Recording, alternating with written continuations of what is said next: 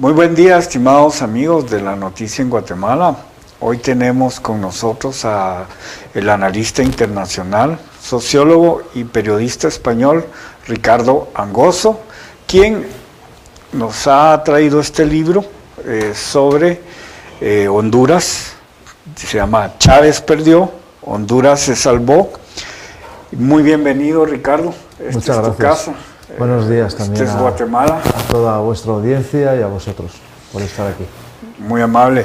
Ricardo, entiendo que has viajado por todo el mundo y particularmente también en América Latina y en este caso cercano de Honduras. Yo quiero preguntarte, ¿cómo ves Guatemala en relación a lo que está sucediendo, a los cambios políticos que están habiendo en América Latina? ¿Hacia dónde ves que vamos?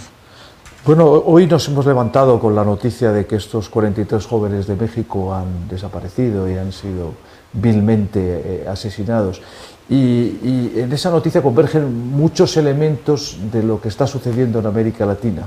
Un aumento de la corrupción, una ausencia del Estado, una implicación de los poderes del Estado y de las instituciones en asuntos, digamos, delictivos. Como hemos visto, ha sido la policía la que entregó a esos jóvenes a una banda de narcotraficantes con la ayuda del alcalde elegido por todos los ciudadanos en esa ciudad. Y eso revela que hay unos síntomas de descomposición del Estado y también de nuestras sociedades. Aumento del narcotráfico, ausencia del Estado, disolución de las instituciones, corrupción en la policía, incluso corrupción en las mismas formas políticas y en los partidos políticos, porque no olvidemos que uno de los partidos que había hecho la lucha contra la corrupción bandera, como el Partido Revolucionario Democrático, el alcalde de ese pueblo que entregó a esos jóvenes era de ese partido. Creo que no se puede separar Guatemala de la dinámica continental ni regional. Creo que en toda Centroamérica estamos asistiendo a problemas muy parecidos, problemas que van desde Nicaragua hasta México, y son los que relataba al principio de esta conversación: la corrupción, el aumento del narcotráfico, la inseguridad ciudadana, la ausencia del Estado, la disolución de las formas políticas y las instituciones. Y creo que frente a todos estos problemas, sobre todo el del narcotráfico, hacen falta estrategias globales, no hay estrategias locales. Yo creo que Guatemala no puede enfrentarse al problema del narcotráfico por sí sola. Creo que tiene que englobarse y tiene que trabajar con sus vecinos para hacer frente a este problema. Este es un problema que es, digamos, ya supera las fronteras locales y supera las fronteras nacionales. Estamos frente a un problema muy grave en el cual va a haber que implicar a las instituciones financieras, va a haber que implicar a los bancos, va a haber que implicar el control de las armas. Casi todas estas armas vienen de los Estados Unidos y pasan las fronteras, y estamos viendo cómo el narcotráfico tiene la capacidad de metamorfosearse y de cambiar en sus formas y en sus apariencias, y cómo cambia los circuitos donde lleva las drogas hacia los Estados Unidos. E incluso iría más allá. Creo que aparte de una estrategia regional, sería necesaria una estrategia global en la cual participen los Estados Unidos, Europa, como los principales consumidores de drogas. Frente a todos estos problemas, creo que Guatemala tiene que coordinarse y tiene que hablar con sus vecinos, y harán falta estrategias regionales y globales incluso. No creo que localmente un país como Guatemala, ni como España, ni como Colombia puedan hacer frente a amenazas de estas características. Es notable, por ejemplo, cuando uno ve las noticias y se da cuenta que en Washington legalizaron la marihuana para uso recreativo, que hay un montón de estados en Estados Unidos que están yendo en esa misma dirección, pero a nivel internacional el discurso es diferente. ¿Cómo podemos los países productores o que somos canales de esas drogas que ellos van a usar legalmente, poder realmente actuar o creer, confiar o saber exactamente qué esperar de esa doble moral? Hay un debate sobre todo esto ahora mismo en el mundo. Hay un debate, hay un dilema, y hay dos bandos claramente. Hay uno que es absolutamente favorable a la legalización de las drogas. Esto no se puede vencer con los medios policiales. Ya se han empleado los medios policiales y no han resuelto nada. Se ha empleado la fuerza pública. y no se ha conseguido nada. Y por otra parte, en el otro debate están los que dicen hace falta más represión, hay que perseguir más el narcotráfico. Yo vivo en Colombia y este es un debate que viene de lejos. Por ejemplo, los sectores más liberales o más a la izquierda están a favor de legalizar las drogas y los sectores más conservadores o más posicionados a la derecha están absolutamente en contra. Yo lo que sí creo es que sin una estrategia regional en la cual participen los Estados Unidos va a ser muy difícil acabar con el problema. ¿Y por qué lo digo? Pues porque las armas con las que están muriendo la mayor parte de las víctimas del narcotráfico en la región provienen de los Estados Unidos. En segundo lugar, la mayor parte de la ganancia se genera en los Estados Unidos, un 90% de la ganancia. No olvidemos que un kilo de cocaína se puede comprar en la ciudad de Medellín a $550 y si ese mismo día tú consigues colocarlo en un mercado como Tokio, se pone en $100.000, se multiplica por 200. Si ese mismo kilo tú lo colocas en Nueva York, se coloca en $60.000. Está estudiado que un 90-95% de la ganancia de esa droga se genera en el lugar donde se vende, es decir, en los Estados Unidos. Pero además hay algo más, donde se blanquea y donde se queda el dinero. Se queda en los Estados Unidos, en instituciones financieras que todo el mundo conocemos, o que están en las Bahamas, en las Seychelles, o en Panamá, o en otros paraísos fiscales. Es decir, creo que frente a este problema del narcotráfico, la violencia y la criminalidad que genera, hace falta una estrategia regional, que digamos hay una coordinación entre los diversos países de América Latina a través de las instituciones que ya tienen, pero creo que en esa estrategia regional es muy necesario que participen los Estados Unidos porque es el principal consumidor de estos continentes de las Américas. Es el país que más consume droga.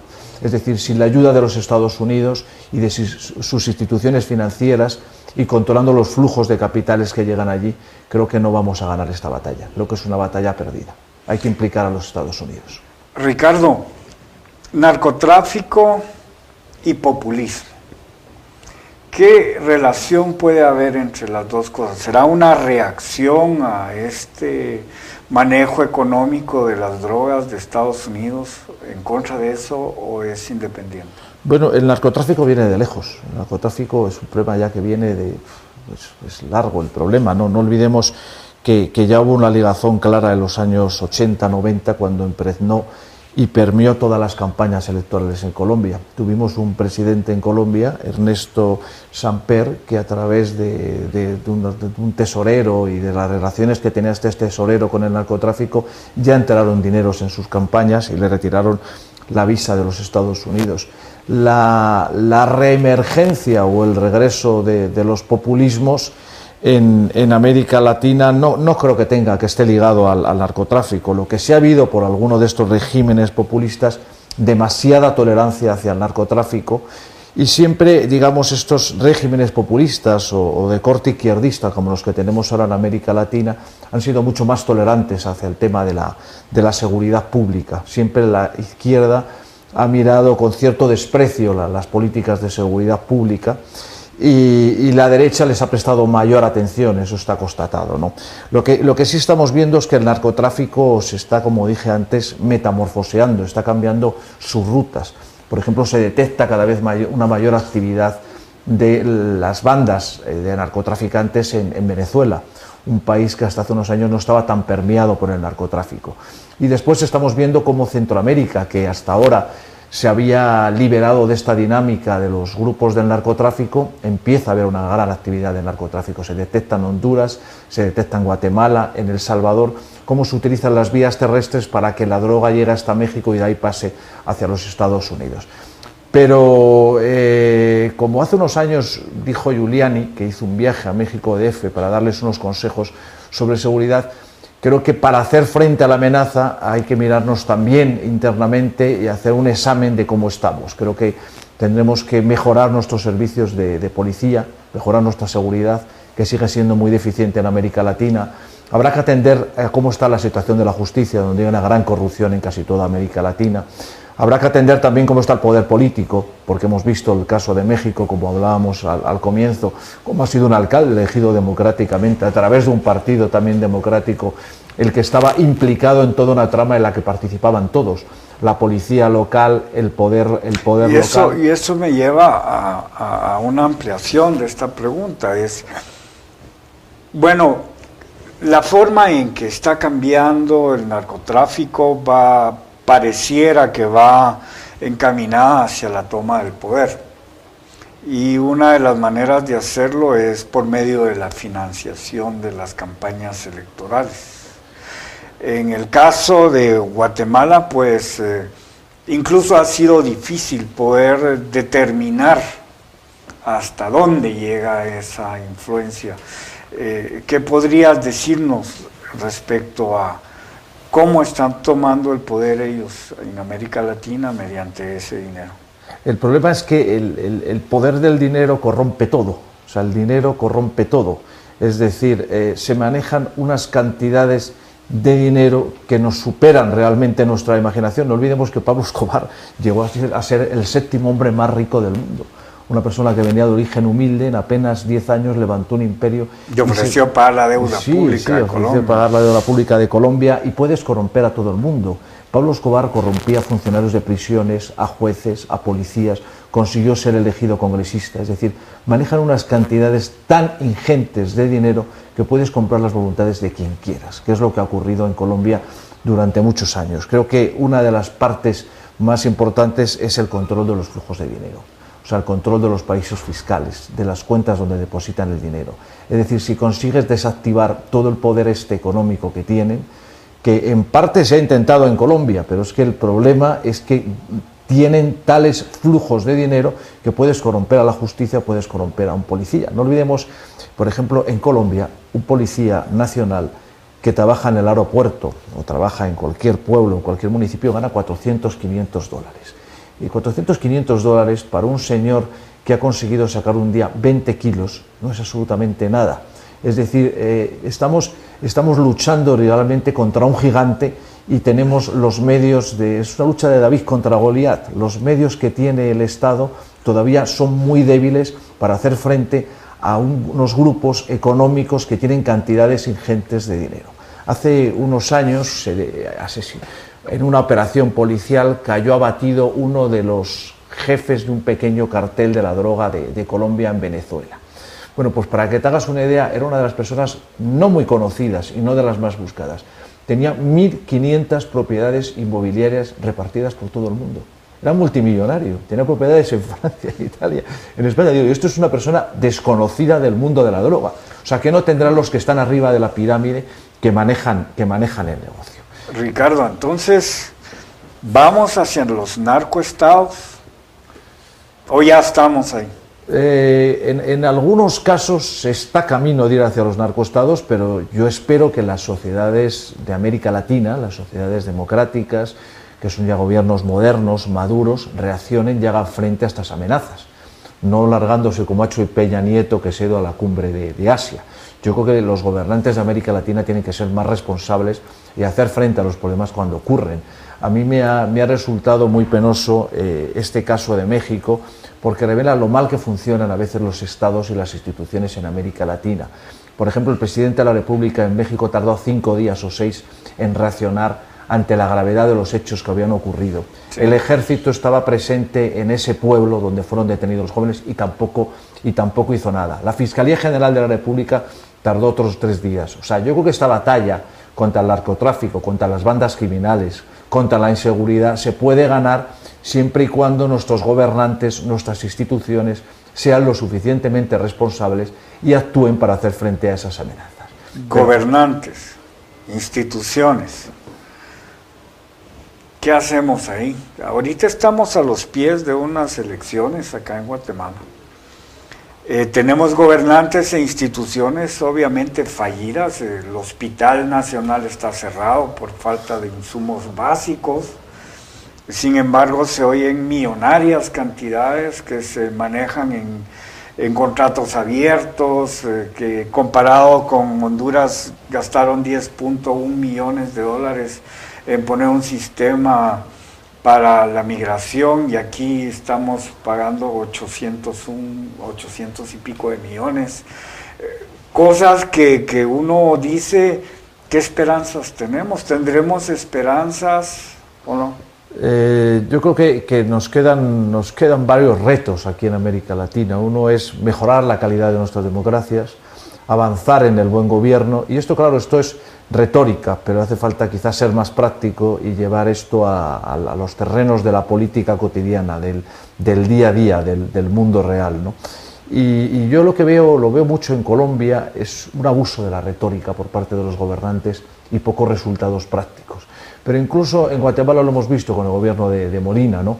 Como cuando hizo la campaña electoral y cuando llegó al gobierno dijo que iba a mejorar la seguridad, que se iba a esforzar, que iba a trabajar en el terreno de lo concreto. Y sin embargo, lo que hemos visto en estos años es que empeoró la situación de la seguridad en Guatemala, que uno echa un vistazo a los periódicos todos los días y lo único que ve son crímenes, asaltos a autobuses, extorsiones, secuestros, crímenes en las calles. No se hizo nada, ni se avanzó absolutamente nada en terrenos que hubiera sido práctico hacerlo. Pero yo creo que hay países, o sea, no acabo de entender por qué uno cruza la frontera de México y la caída en el número de homicidios en las ciudades norteamericanas comparadas con lo de México es mucho menor. Creo que habría que buscar qué es lo que no estamos haciendo y qué estamos haciendo mal, porque algo estaremos haciendo mal para que en otros sitios tengan indicadores en homicidios, en inseguridad ciudadana, mucho más bajos que nosotros. Yo percibo que en América Latina hay muchos problemas, evidentemente, pero en el tema de la seguridad, uno de los problemas creo que es que reina una gran impunidad. O sea, es decir, en Colombia, si un chico, un joven de 15 años mata un taxista, no va a la cárcel, porque es menor. Seguramente pasará en un centro de reclusión de menores 1 o 2 años. Ayer leo una noticia en el Reino Unido. Un estudiante de 15 años mató a una profesora, ¿no? La asesinó en plena clase. Le cayó cadena perpetua en un centro de reclusión de menores. Lo que no puede ser es que tú mandes a la sociedad mensajes equivocados, de que aquí no ocurre nada, que tú puedes delinquir y que reina la absoluta impunidad. Si tú mandas ese mensaje a la sociedad, seguramente la inseguridad ciudadana te seguirá aumentando. Y yo creo que ese es uno de los problemas, que hay un reino de cierta impunidad en América Latina, de que aquí no pasa nada y que los delitos te pueden salir gratis si los cometes. Muchas gracias, Ricardo.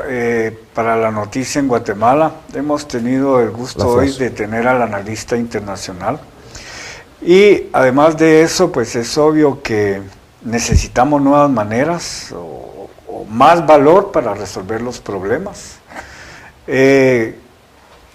Quisiera enviar un mensaje de 10 o 15 segundos para Guatemala para decirnos cómo podríamos cambiar esto. Pues animar a los ciudadanos a que participen en la vida política, a que tomen partido por sus problemas, a que opinen, a que digan cuáles creen que son la solución. Que la apatía no es el camino para resolver los problemas de un país. La apatía. Mil gracias, amigos, por la noticia en Guatemala. René Sanchinelli, La Verdad Sin Dueño.